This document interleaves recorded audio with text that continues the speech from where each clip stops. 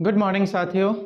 कैसे हैं आप सभी? उम्मीद है कि आप सभी बड़े ही अच्छे होंगे, स्वस्थ होंगे, मस्त होंगे और आपकी प्रिपरेशन भी शानदार ढंग से चल रही होगी। आपके प्रिपरेशन को आगे बढ़ाने के लिए आ गए हैं आपके सामने एक बार फिर से रीजनिंग का एक जबरदस्त टॉपिक का नाम है इनइक्वालिटी। हिंदी में अगर बात करें तो इनइक्वालिटी को हिंदी में हम कहते हैं असमानता। यह एक ऐसा टॉपिक है जिसमें बहुत सारे बच्चों को प्रॉब्लम आता है, लेकिन यह एक ऐसा टॉपिक है जिसको अगर थोड़ा सा ध्यान से पढ़ लिया जाए तो ये आपको फुल मार्क्स दिलाने का भी कैपेसिटी रखता है। ठीक है, यानी बस थोड़ा सा आपको मेहनत करना है। अगर बात करें इनइक्वालिटी की, प्रत्येक एग्जाम में इससे क्वेश्चंस पूछे जाते ही जाते हैं। ठीक है, लेकिन अगर बैंकिंग एग्जाम की बात करें तो 5 क्वेश्चन तो मिनिमम उसमें होते हैं। 5 क्वेश्चंस का सेट होता है उसमें। तो यानी अगर एक टॉपिक आप क्लियर कर लेते हैं तो इससे आपका 5 क्वेश्चन आसानी से बन जाएगा, बड़े ही आसानी से बन जाएगा, बस थोड़ा धैर्य रखने की बात है। वैसे अगर हम बात करें इनइक्वालिटी की, तो इनइक्वालिटी के तो वैसे 3 टाइप होते हैं मेनली, जिसमें एक होता है आपका सिंपल इनइक्वालिटी। ठीक है, एक कौन होता है? सिंपल इनइक्वालिटी, जिसको डायरेक्ट इनइक्वालिटी भी कहते हैं। दूसरा आपका होता है रिवर्स इनइक्वालिटी और तीसरा होता है कोडेड इनइक्वालिटी। आज के क्लास में जो हम लोग करने वाले हैं, सबसे पहले वो सिंपल इनइक्वालिटी की चर्चाएं आज हम लोग करने वाले हैं। सिंपल इनइक्वालिटी कंप्लीट करने के बाद फिर हम लोग रिवर्स इनइक्वालिटी और कोडेड इनइक्वालिटी की भी चर्चाएं करेंगे। आपकी जानकारी के लिए बता दें कि आज का जो हमारा सेशन होगा, उन सभी बच्चों के लिए ये सेशन महत्वपूर्ण है जो बच्चे कंपटीशन का एग्जाम देने की इच्छा रखते हैं, चाहे वो बच्चों का इनइक्वालिटी चैप्टर कंप्लीट हो चुका हो या पहली बार पढ़ रहे हो। अगर आपका इनइक्वालिटी चैप्टर अच्छे से कंप्लीट हो चुका है, फिर भी आपको वीडियो पूरा देखने की जरूरत है, क्योंकि कुछ ना कुछ इसमें आप नया सीखने वाले हैं। कुछ ना बहुत कुछ आप इसमें नया सीखने वाले हैं। कोई बच्चे जो पहली बार इनइक्वालिटी पढ़ रहे हैं, उनके लिए तो आज का क्लास जो है वो रामबाण के जैसा साबित होने वाला है। आज का क्लास देखने के बाद सिंपल इनइक्वालिटी के एक भी क्वेश्चंस आपसे नहीं छूटेंगे, इसकी गारंटी है। बस आपको करना क्या है, वीडियो के अंत तक बने रहना है। तो चलिए सबसे पहले हम समझते हैं कि आखिर इनइक्वालिटी में क्वेश्चन कैसा पूछा जाता है और हमें वहां करना क्या होता है। तो देखेंगे, सबसे पहले अगर हम बेसिक कॉन्सेप्ट की बात करें, एग्जांपल के लिए आपको हम एक क्वेश्चन दिखाते हैं। देखिए, इसका जो क्वेश्चंस होता है कुछ इसी तरह से होते हैं। सबसे पहले आपको क्या किया जाएगा, स्टेटमेंट दिया जाएगा। स्टेटमेंट यानी कथन। स्टेटमेंट का काम क्या होता है? स्टेटमेंट का काम होता है एलिमेंट के बीच के रिलेशन का जानकारी देना। स्टेटमेंट का काम क्या होता है, ध्यान से सुनिएगा। किसी दो एलिमेंट के बीच के रिलेशन का जानकारी देना, ये स्टेटमेंट का काम होता है। यानी ए और बी के बीच क्या रिश्ता है, बी और सी के बीच क्या रिश्ता है, ए और डी के बीच क्या रिश्ता है, इस तरह के सारे इंफॉर्मेशन को देने का काम कौन करता है? स्टेटमेंट। और उस स्टेटमेंट से रिलेटेड कुछ कंक्लूजन आपसे पूछे जाते हैं। कंक्लूजन यानी कि निष्कर्ष आपसे पूछे जाते हैं, और उसके बाद आपको ये 5 ऑप्शन दिए जाते हैं। आपको करना क्या होता है, दिए गए स्टेटमेंट, अभी ध्यान से समझिएगा, हम आपको बता रहे हैं कि आखिर इसका क्वेश्चन होता कैसे, हम बनाते क्या हैं, उसके बाद बाकी चीजों पे भी चर्चाएं करेंगे। आपको करना क्या होता है इस चैप्टर में, तो ये जो दिया गया स्टेटमेंट है, इस स्टेटमेंट के अकॉर्डिंग ये कंक्लूजन सही है या गलत है, इसका पता करना होता है। फिर से सुनिएगा, स्टेटमेंट के अकॉर्डिंग, अपने मन से नहीं, दिए गए स्टेटमेंट के अकॉर्डिंग नीचे दिया गया जो कंक्लूजन है वो सही है या गलत है, इसे चेक करना होता है। जब आप चेक करने जाएंगे तो 2 तरह की संभावनाएं नहीं, कई तरह की संभावनाएं बनती है। अगर एक ही कंक्लूजन होगा तो 2 तरह का संभावना बनेगा, या तो सही होगा या गलत होगा। लेकिन अगर 2 कंक्लूजन है तो क्या क्या संभावना हो सकता है? देखिए, ऐसा हो सकता है क्या कि पहला कंक्लूजन सही हो जाए और दूसरा गलत हो जाए? हो सकता है ना, संभावना है। ऐसा भी हो सकता है कि पहला गलत हो जाए दूसरा सही हो जाए, हो सकता है। ऐसा भी हो सकता है कि दोनों सही हो जाए, और ऐसा भी हो सकता है कि दोनों गलत हो जाए। ध्यान से समझिएगा, ठीक है। आज के बाद ये चैप्टर आपसे छूटेगा नहीं। हमें चूंकि चेक करना है, और जब चेक करेंगे तो यही चार चीजें आएंगी कि या तो पहला सही होगा दूसरा गलत होगा, या फिर ऐसा हो सकता है कि दूसरा सही हो जाए पहला गलत हो जाए, ऐसा भी हो सकता है कि दोनों सही हो जाए या फिर दोनों गलत हो जाए। अगर पहला सही होता है और दूसरा गलत होता है तो इसके लिए आपको ऑप्शन 1 में मिला है क्या, ओनली वन फॉलो। अगर दूसरा सही होता है और पहला गलत हो जाता है तो हम किस ऑप्शन में टिक लगाएंगे, जहां लिखा होगा ओनली टू फॉलो। अगर दोनों सही हो जाए तो हम उस ऑप्शन पे टिक करेंगे जहां लिखा होगा 1 एंड 2 बोथ फॉलो। जहां दोनों गलत हो जाए वहां हम किस पे टिक करेंगे, तो ना तो पहला ना ही दूसरा, ना तो पहला सही है ना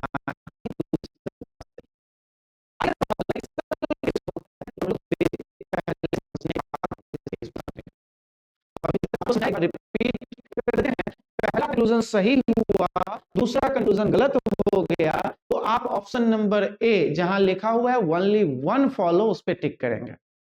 अगर दूसरा सही हुआ है और पहला गलत हुआ है तो आप उस ऑप्शन पे टिक करेंगे जहां लिखा हुआ है ओनली टू फॉलो।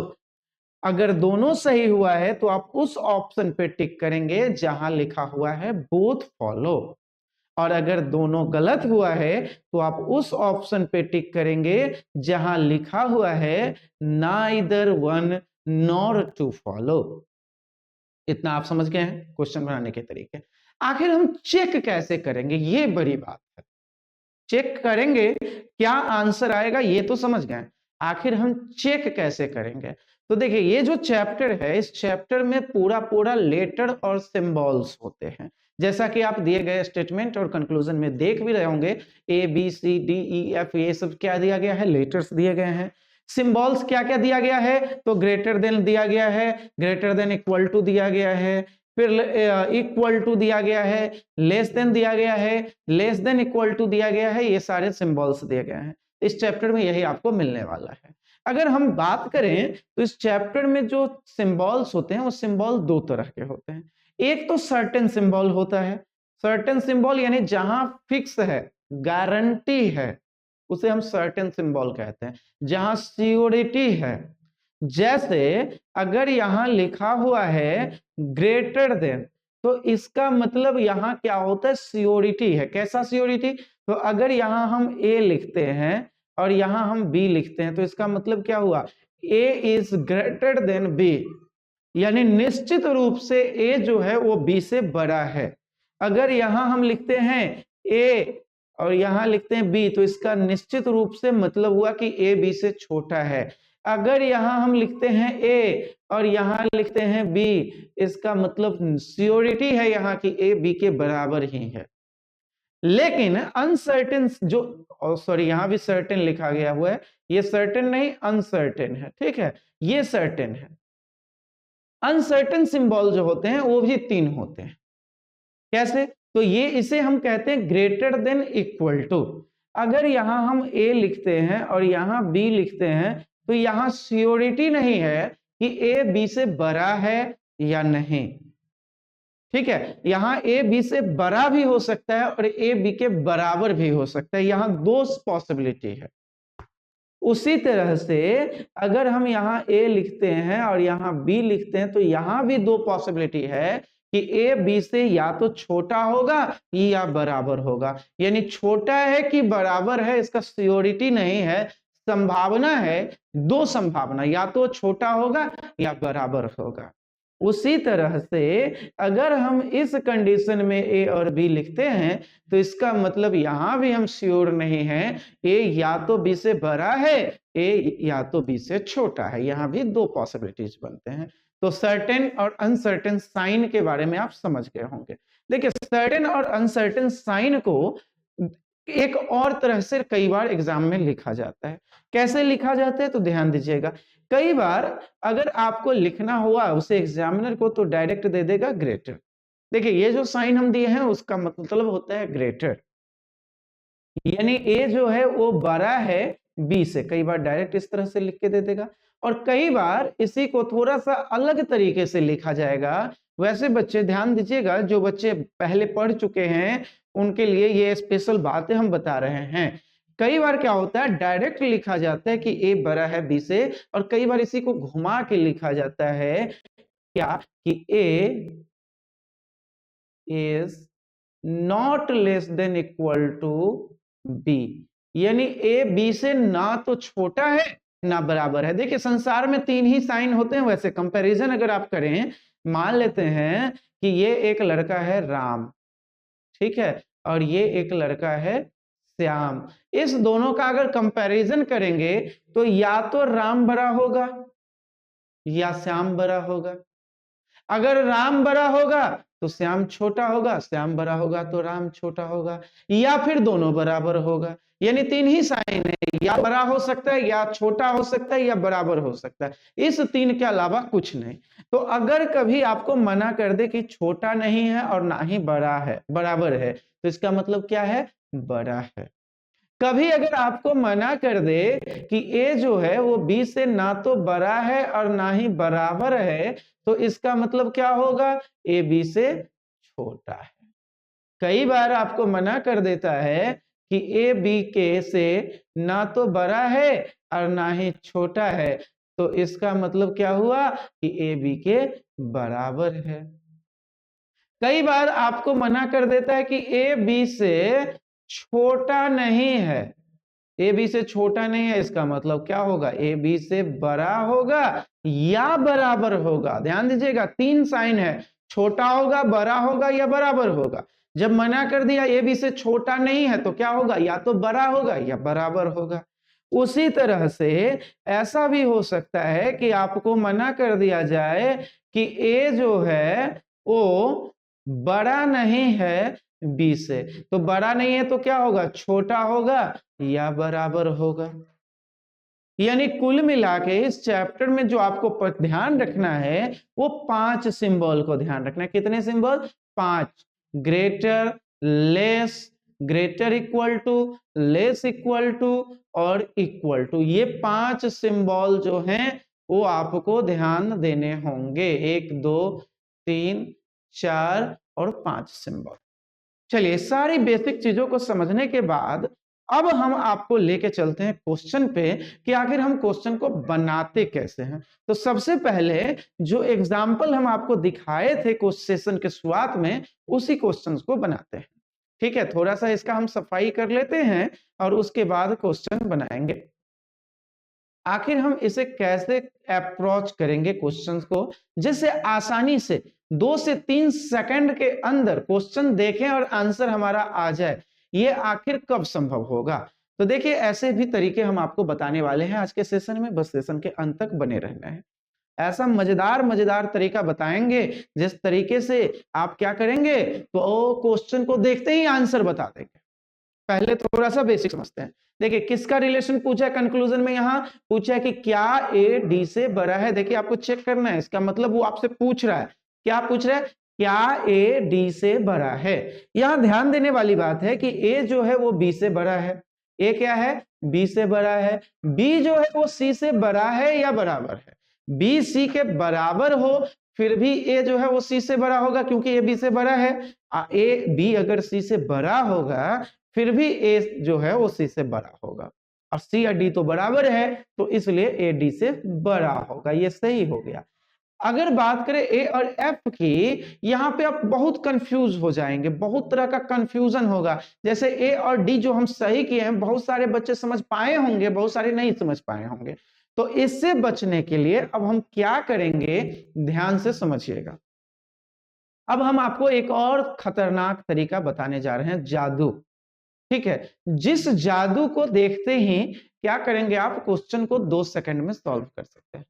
जादू ये है कि जिस एलिमेंट के बीच, ध्यान देना है फिर से, जिस एलिमेंट के बीच हमें कंक्लूजन चेक करना है। जैसे कंक्लूजन नंबर आप 2 देखिए, इसमें ए और एफ के बीच आपको चेक करना है।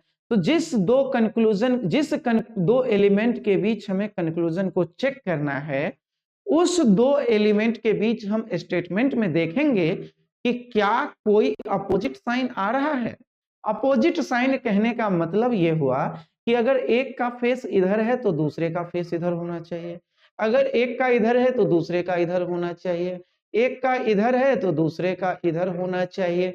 ये सब जो कंडीशन होता है उसे हम क्या कहते हैं, उसे कहते हैं, एक मिनट, उसे हम कहते हैं अपोजिट साइन। अच्छा, आपको दिखाई नहीं दे रहा, चलिए, ये हुआ अपोजिट साइन, ठीक है। तो क्या ऐसा हम देखेंगे कि क्या ए और एफ के बीच में दो अपोजिट साइन है क्या? तो बिल्कुल हमें दिखाई देगा। कहां दिखाई देगा? तो देखेंगे आपको दिखाई देगा कि ए से जब हम बी के तरफ आए हैं तो ग्रेटर है, बी से सी के तरफ आए हैं तो ग्रेटर इक्वल टू है, लेकिन जब हम डी से ई के तरफ आए हैं तो वहां क्या हो गया? लेस हो गया है। लेस हो गया है, इसका मतलब क्या हो गया? दो अपोजिट साइन हो गया।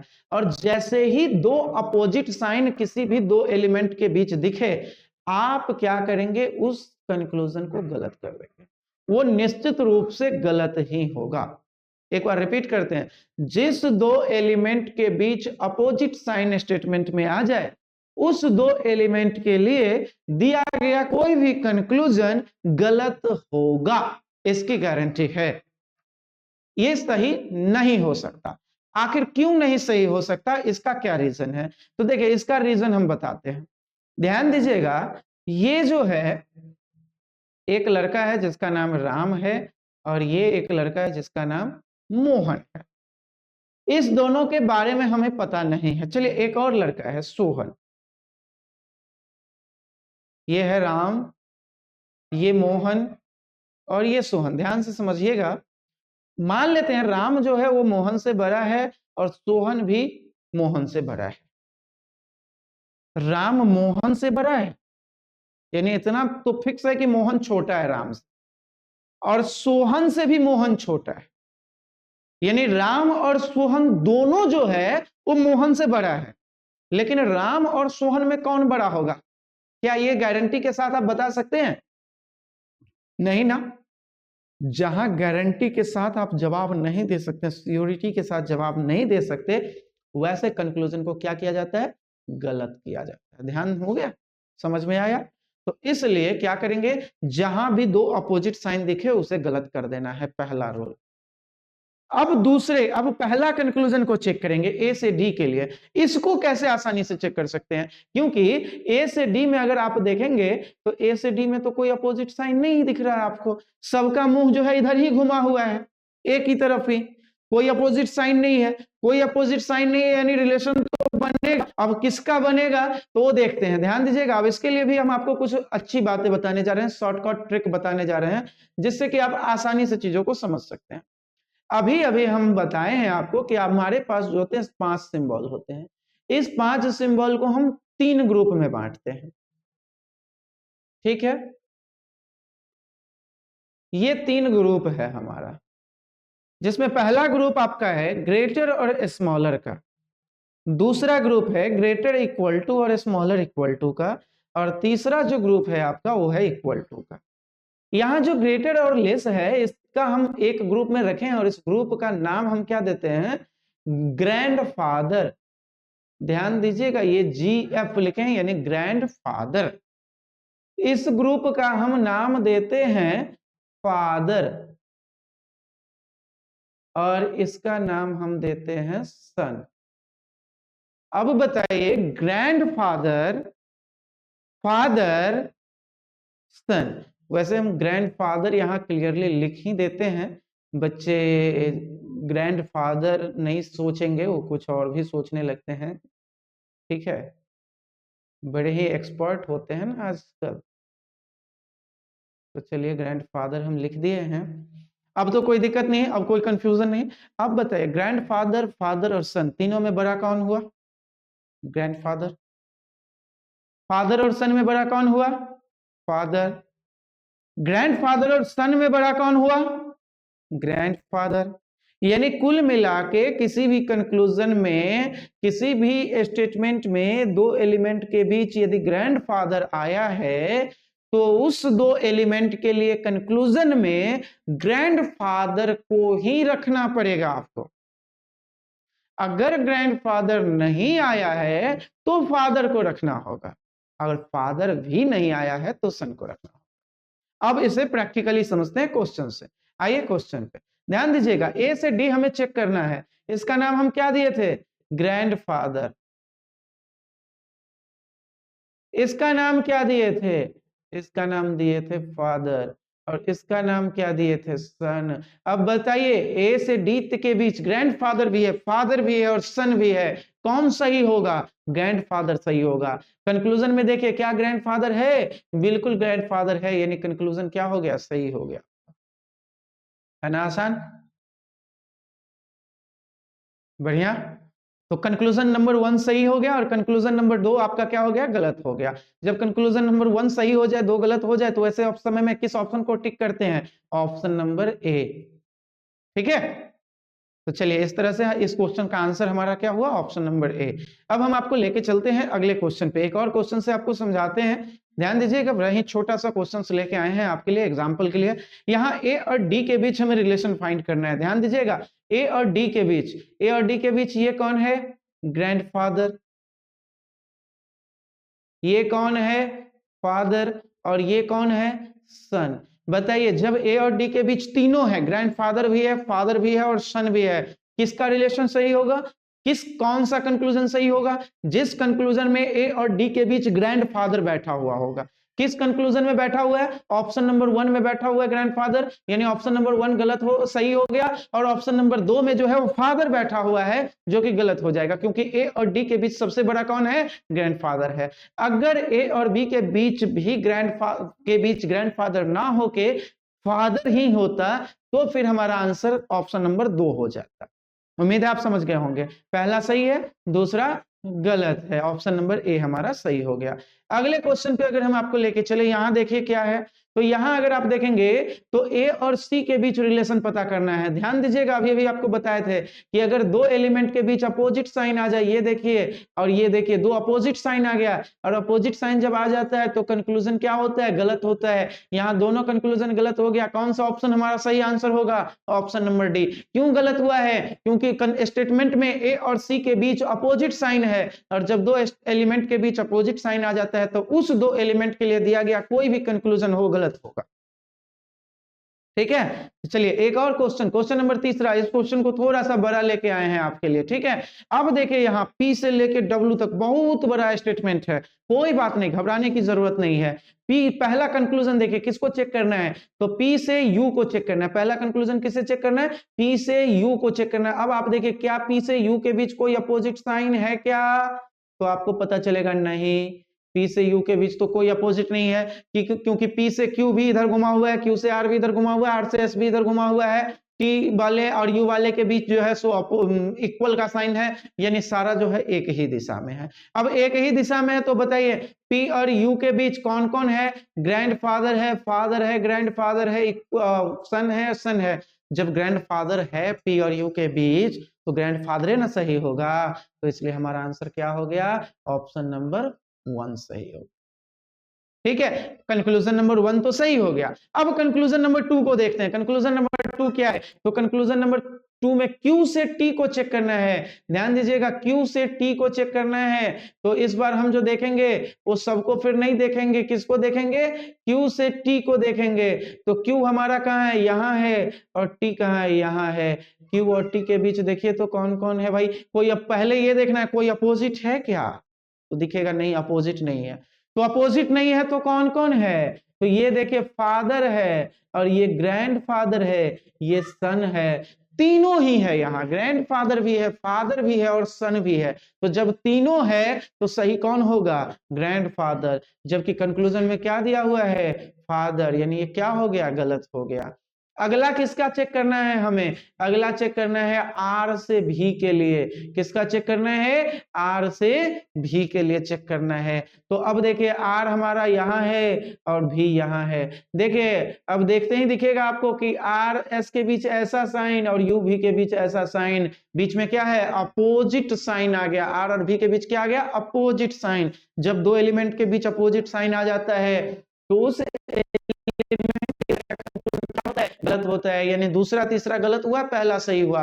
किस ऑप्शन में टिक करेंगे? जिस ऑप्शन में लिखा हुआ होगा ओनली वन फॉलो, उसी ऑप्शन को टिक करेंगे।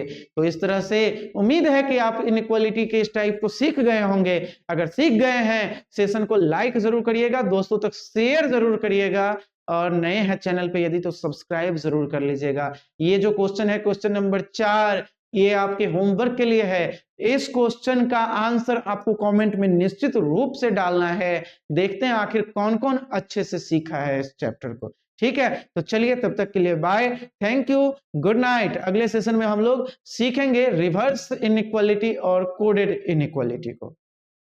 बाय।